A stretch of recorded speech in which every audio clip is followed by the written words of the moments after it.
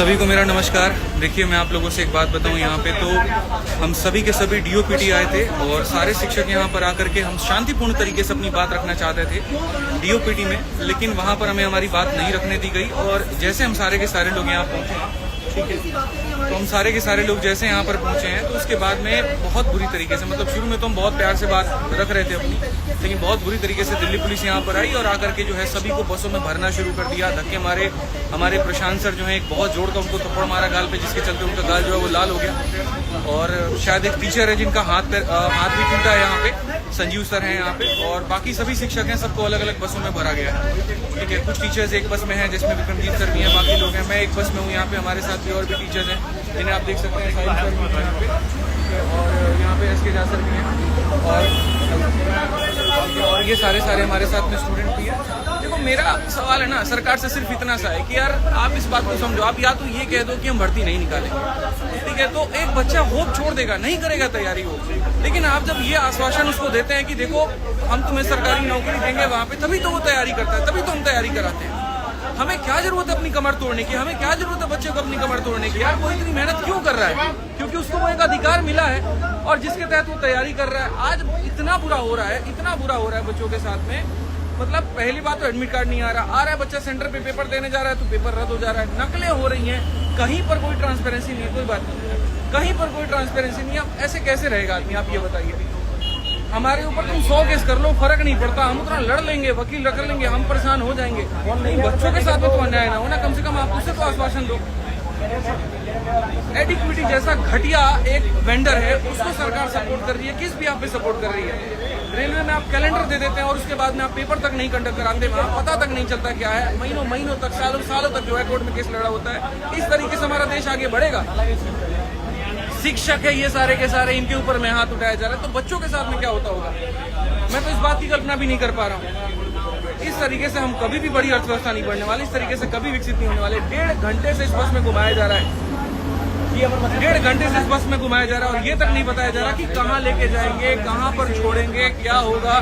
सारे शिक्षक परेशान के साथ में, बच्चे रो रहे हैं वहाँ पे बैठ कर, आप देख सकते हैं। सारे टीचर्स हैं यहाँ पे, नहीं करा सकते, दम नहीं है तुम्हारे अंदर में तो बंद कर दो, बंद कर दो, बात खत्म यहाँ पे कि हाँ भाई हम सरकारी भर्ती निकालेंगे नहीं। ये तानाशाह सरकार ऐसे काम कर रही है ना, इसका खत्म होना बहुत जरूरी है। एक तानाशाही कर रहे हैं टीचर्स पे, ये पूरा तानाशाही है। अरे सर, चाइना की तरह तानाशाही करके देश को विकसित भी कर दे तो दुख नहीं होगा। ये तानाशाही करके अपने आप को बड़ा करे और यहाँ पर जो है बच्चों को छोटा करे, तो ये संभव नहीं है। आप इस बात को समझिए। आज मैं सभी देश के युवाओं से एक ही बात कहना चाहता हूँ यहाँ पर कि तुम जागो, तुम्हारा जमीर जागे। जब तुम यहाँ पढ़ते हो पॉलिटी तो वहाँ पर सिर्फ उसको याद करने के लिए मत पढ़ो, सिलेबस के लिए मत पढ़ो, उसको अपने दिल में उतारो। और सरकार से बस इतनी बात होगा ना कि आप जो कह रहे थे वहाँ पर कि सांसद में जो है बातें चल रही हैं या एक तरीके से अभी सदन है वहाँ पे, तो हम आप लोगों को नहीं एंट्री करा सकते, हम बात नहीं करा सकते। हमने चुन करके उनको भेजा है, कोई सांसद है, कोई MLA है, कोई MP, हमने उनको चुन करके भेजा है, सिर्फ हमारी बात को रखने के लिए भेजा है।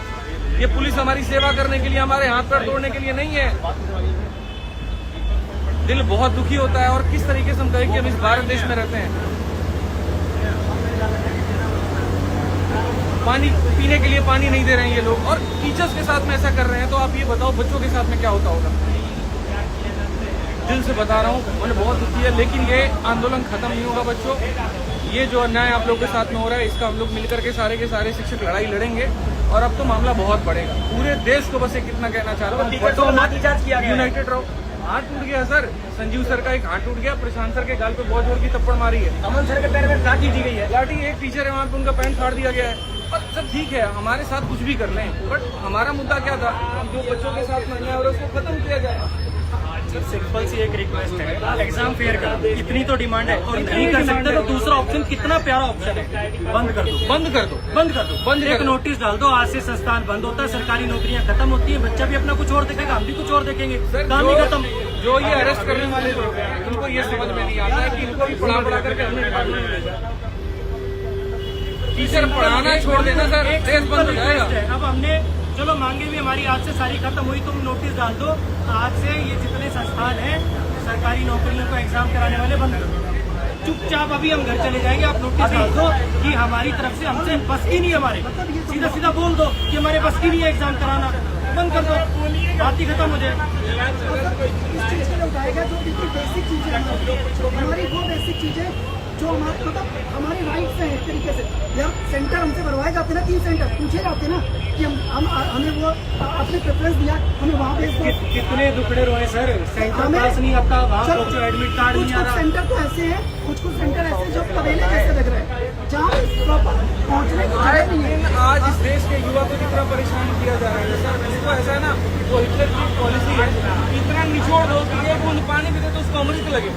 बस आज के युवा के साथ में वही हो रहा है। बात सेंटर की नहीं है, बात बहाली की है, बढ़ती प्रक्रिया की है। 100 रुपए का जो माउस आता है वो तो आप अच्छा अरेंज नहीं कर पा रहे, आप डेस्कटॉप अच्छे अरेंज नहीं कर पा रहे। हम भी देखेंगे ये वाला फंडा इनका समझ में नहीं आया। लड़कियों के लिए फॉर्म फ्री करना है, औरों के लिए फॉर्म फ्री करना है। तुम 3 किलोमीटर जब उसका दूर दे दिया सेंटर, वो 3000 रुपए लगा के पहुंचा, फिर वो फॉर्म फ्री का मतलब क्या हुआ? तुम इससे बढ़िया 500 रुपए का फॉर्म ले लेते, पास में दे देते, ढंग की उसको फैसिलिटी तो दे देते। पहले फॉर्म का अभी पैसा, हम लोग कहाँ जा रहे हैं, कहाँ पर सही के लेके कराने जा रहे हैं, का अरेस्ट किया है, डिटेन किया है, क्या धारा लगाएंगे हमें कुछ नहीं पता है और जानना भी नहीं है भाई। शाम तक छोड़े, सुबह तक छोड़े, कल शाम तक छोड़े, लेकिन छोड़ेंगे तो फिर से आवाज वही होगी।